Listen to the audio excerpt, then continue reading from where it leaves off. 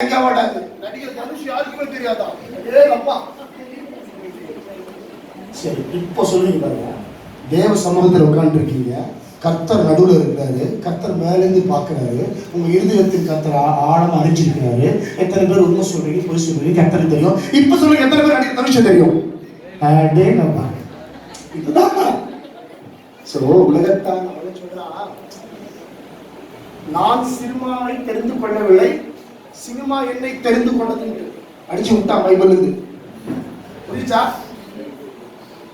நீங்க தெரிந்து கொள்ள நான் முறை இது அப்படி என்ன பார்த்தா மாத்தி காப்பிடிச்சா. உலகத்தானுக்கே இவ்வளவு ஞானம் இருக்குன்னா நம்மளாம் கொஞ்சம் இருந்தா செய்யும். இருக்கு பிரதர்ஸ். சரி, உங்களுக்கு யாரும் தெரியாதா நடிகர் தனுஷியா? அவனுக்கு உலகத்தில் இருக்கிற நபருக்கு ஒரு வருமானத்துக்காக அவருடைய கலாச்சாரத்துக்காக அப்படி செய்யறாங்கன்னா நம்மளுக்கு அவருடைய நாமத்தை நிமித்து கொடுத்துருக்கிற அந்த ஞானத்துக்காக சொல்றோம். ஸோ கர்த்தர் தான் உங்களை தெரிந்து கொண்டார். உண்மைதானே? நீங்க எல்லாமே கர்த்தர் தான் உங்களை தெரிந்து கொண்டது. ஸோ இப்போ என்னோட வந்திருக்கிற விதியை உங்களுடைய சாட்சி சொல்லி உங்கள் கர்த்தர் நடத்துவார். சாட்சி என்பது ஒரு மனுஷனுடைய ரட்சிப்பின் அடையாளம். புரியுச்சா? எத்தனை பேர் இதை ஆமோதிக்கிறீங்க? சரி, நம்ம சென்னை லாங்குவேஜ்ல பேசினா புரியுமா? எத்தனை பேர் ஆமோதிப்பீங்க அப்படி சொன்னா புரியுமா? சாட்சி என்பது ரட்சிப்பின் அடையாளம். கரெக்டா? ஒரு நபர் ரட்சிப்புள்ள வந்த பிறகுதான் இந்த பழைய மனுஷனை புதைச்சி புதிய மனுஷன் தேவன் செய்த நன்மைகளை அடையாளமா நிறுத்துறதா சாட்சி. ஸோ அந்த சாட்சி அனுபவத்தை பிரதர் உங்களோட பகிர்ந்து கொள்வார். அதன் பிறகு கர்த்தர் உங்களோட இடைபட ஆரம்பிப்பார். இந்த சேர்லாம் கொஞ்ச நேரத்தில் பறக்கும். ஸோ காட்ஸ் மூவ்ன்றது நீங்கள் நினைக்கிற மாதிரி சின்னமாக அபிஷேகத்தில் நிறைஞ்சி கையை தட்டிட்டு விட்டு நினைக்காதீங்க. அப்போஸ்தலர் நாட்களில் ஊற்றப்பட்ட பின்னாடி எப்படி இருக்கும் தெரியுமா? கர்த்தர் இன்னைக்கு அதை டேஸ்ட் பண்ணி வைப்பார். நம்புறேன். எத்தனை பேர் ஆசைப்படுறீங்க? இப்போ நான் என்ன சொல்றேன்னா, அப்பா அப்பா சொல்றாரு, ஆசைப்பட்டாதான் தோசை கிடைக்கும். ஜோக்கா சொல்லுவாங்க, ஆசைப்பட்டாதான் ஆசைப்படுங்க என் மேல ஊற்றுங்காண்டவரு அப்படின்னு வெளியே சொன்னா கூட உள்ளுக்குள்ள ஆசைப்படுங்க. உள்ளுக்குள்ள இருக்கிற ஆவியானவர் பலமா கிரியை செய்வார். நீ ஆசைப்படவில்லைனாலும் சரி, கர்த்தர் ஆசைப்பட வைப்பார். உலகத்தையே படைச்சிட்டு அமைதியா மேல உட்கார்ந்து இருக்காரு. நீங்க அமைதியா உட்கார்ந்து இருக்கீங்களா இல்லையா அவங்களுக்கு தெரியாதா? அவ்வளோ சகவல்லுள்ள தேவன் அமைதியா இருக்காருன்னா சும்மா நினைக்காதீங்க. அவர் ஒரு தீப்பொருள் சபை மேல அப்படி தெளிக்க விட்ட சபை வேற லெவலுக்கு போயிடும். ஸோ முடியறதுக்குள்ள கர்த்தர் தீய கொளுத்துவார்.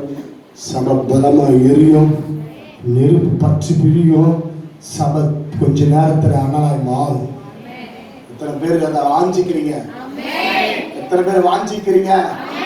எத்தனை பேர் விருப்பப்படுறீங்க? விருப்பம் உள்ளவங்க மட்டும் கை தூக்குங்க.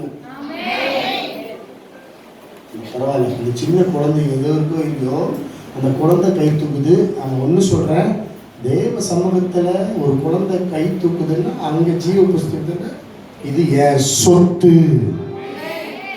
இப்ப எத்தனை பேர் வாஞ்சிக்கிறீங்க? அப்படியே கை நிறுத்துங்க பாப்போம். இப்போ உங்களை ஆசிரியர் பதிலடி கொடுத்துறேன். உங்களை ஆசிரிக்க போறேன். ஆண்டவரே, யாரெல்லாம் கை தூக்குறாங்களோ, இதெல்லாம் இது வாஞ்சிக்கிறாங்களோ, யாரெல்லாம் தேவன் மேல அன்பா நிக்கிறாங்களோ, இவங்க ஆசை பாசை எல்லாம் மண்ணோட மண்ணா போட்டோம். உங்க ஆசை மட்டும் நிறைவேறட்டும். ஆமென்.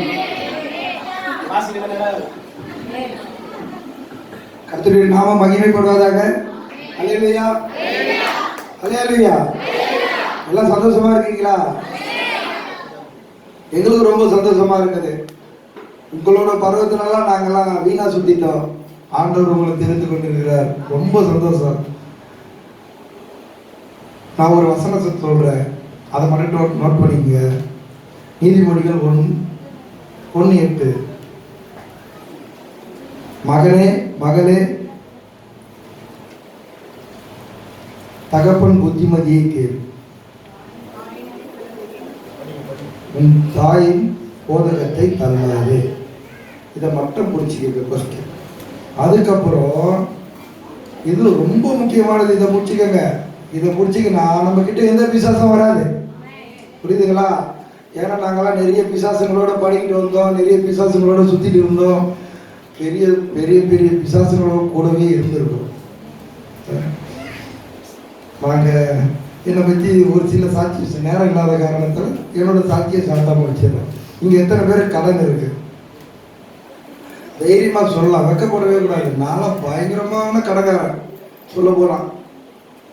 பல லட்சத்தில், நீங்கள்லாம் 1000 2000 கடனை தான் இருப்பீங்க. நல்லா லட்சத்தில் கடனாக இருந்தேன். லட்சத்தில் வச்சுருந்தா லட்சாதிபதின்ற மாதிரி கடனை லட்சத்தில் வச்சுருந்தோம். நான் ஆண்டவரை என்னைக்கு பிடிச்சேனோ, போதைக்கு அடிமையாக இருந்தேன், போதையிலேருந்து என்னைக்கு விடுதலையாக இருந்தேன், அன்னைக்கு ஆண்டவர் எனக்கு வெளிச்சத்தை தந்தார். நான் தற்கொலை முயற்சியிலேருந்து விடுதலை தந்தார்.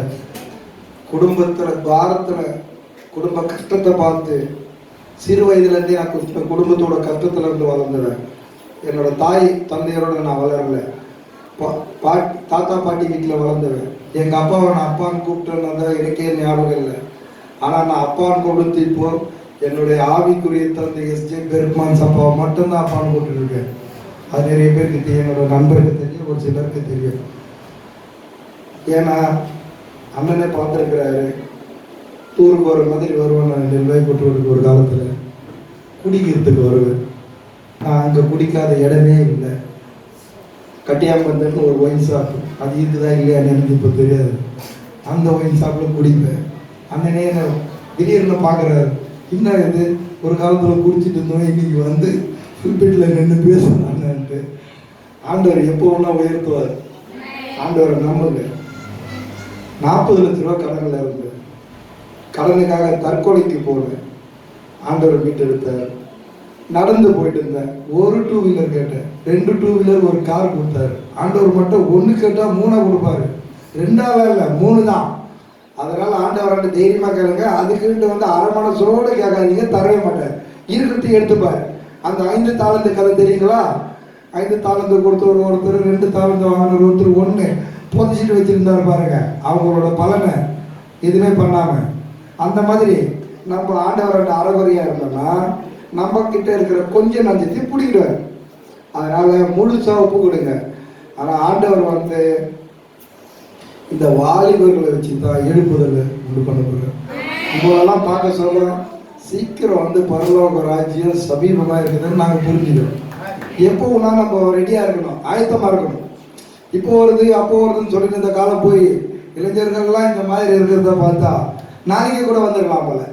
அதனால உலகத்தில் நம்ம சொத்து சேர்க்கிறதோ, உலகத்தில் நம்ம ஆஸ்தி வீடு அதெல்லாம் வாங்குற ஆசையை விட்டு ஆண்டவர் மனசில் இடம் பிடிக்கிறத மட்டும் பாருங்க. அதிகாலையில் இந்த வேதத்தை வாசிங்க, நல்லா செய்யுங்க. ஆண்டவர் உங்களை எடுத்து நடத்துவார். நீங்கள் அநேக சபைகளுக்கு போய் ஒரு தீர்க்கதரிசிகளாகவோ எவாஞ்சலிஸ்டாகவோ உருவாகணும். நீங்கள் இந்த கிராமத்தில் ஊழியம் பண்ணுறதுலாம் பெரிய விஷயம். ஏன்னா நாங்கள்லாம் பார்க்குறோம், ஒரே பில்டிங்கில் 3 சபை இருக்குது. 3 சபையில் ஏசி இருக்குது. எங்கள் பாஸ்டர்லாம் கோட்டு போட்டு தான் வருவாங்க, டை கட்டின்னு தான் வருவாங்க. ஆமாம், நாங்கள் அந்த மாதிரி தான் பார்த்துட்டு இருக்கிறோம். கிராமத்துலலாம் வந்து இங்கே ஒரு வீடு இருக்கோ, அங்கே ஒரு வீடு இருக்கோ, இயேசுவை பற்றி இங்கே சொல்லிட்டு அங்கே போவாங்கட்டி அவங்களுக்கு பசி இருக்கும். அந்த மாதிரி கஷ்டத்துங்களை தாங்கி அவங்க பிள்ளைகளை ஒரு நல்ல பள்ளிக்கூடம் இருக்காது, அதெல்லாம் படிக்க வைக்கிறத பற்றி யோசிக்காமல், அவங்களோட தலைமுறைகளை பற்றி யோசிக்காமல் ஆண்டவருக்காக ஊழியம் செய்கிறவங்க தான் கிராமப்புறத்தில் ஊழியம் பண்ணுறவங்க. நாங்கள் அதுக்காக தான் சொல்லுவோம், நாங்கள் பிறக்கிறோம். இதான் நம்ம சென்னைக்குள்ளெல்லாம் சுத்த தேவையில்லை. எப்போ கூப்பிட்டாலும் வெளியே செங்கல்பட்டு டிஸ்ட்ரிக்டை தாண்டிட்டு எந்த மாவட்டத்துக்குன்னா போகலாம். காஞ்சிபுரம் இல்லை, கன்னியாகுமரி வரைக்கும் கூட போகலான்னு நாங்கள். ஏன்னா கிராமங்களில் தான் அநேகருக்கு இயேசுவை பற்றி தெரியாத இருக்கிறாங்க. நீங்களாம் வந்து நிறைய பேர் இங்கேருந்து உருவாகி அநேக ஆத்துமாக்களை வந்து அறுவடை செய்கிற அளவுக்கு நீங்களாம் எழுப்பி பிரகாசிக்கணும். நீங்கள் ஆண்டவருக்காக ஊழியம் பண்ண தொடங்கினா ஆண்டவர் உங்கள் தேவைகள் எல்லாம் சந்திப்பார். நீங்கள் உங்கள் தேவையை பற்றி யோசிக்கவே தேவை. எலியாவுக்கு காகத்தை கொண்டு கொடுத்தாரு. அதனால் எலியா வந்து காகத்தை பார்க்கவே இல்லை, என்றைக்குமே ஆண்டவரை மட்டும்தான் பார்த்தாரு. அதனால காகம் வருதுன்றதால காகத்தையும் நம்ம பார்க்கணும். காகத்து மேலே நம்ம கண்ணு போகக்கூடாது, ஆண்டவர் மேலே மட்டும்தான் இருக்கணும். அதனால் நல்லா ஜெபிங்க. வாலிப பிரயாசத்தை சத்துரு அநேகரை நெருங்குவான். எது வந்தாலும் ஆண்டவராண்ட விண்ணப்பத்தோடு